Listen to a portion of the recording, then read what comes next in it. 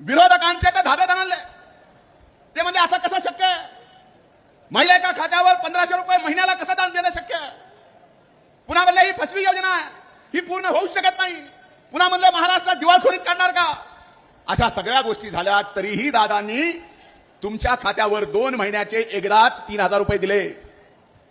आता 3000 रुपये पोहोचल्यावर हेच विरोधक आता म्हणतात, अरे ही अशी कशी योजना, ही योजना जरा बघावं लागेल, आम्हाला या योजनेच्या विरोधात कोर्टात जावं लागेल. अरे जर आमच्या माय माऊल्यांना आम्ही महिन्याला सरकार म्हणून 1500 रुपये देत असू तर कोर्टामधून ही योजना थांबवायचं पाप या ठिकाणी विरोधी पक्षाचे काँग्रेस, तुतारी, मशाल एकत्र येऊन करायला लागले. हे पाप त्यांनी जे करायला लागलेत, याच महाराष्ट्राच्या मातीत, याच मायमावलाच्या अवकृपेनं मातीत गाडल्याशिवाय राहणार नाही, हे मी स्पष्टपणाने असं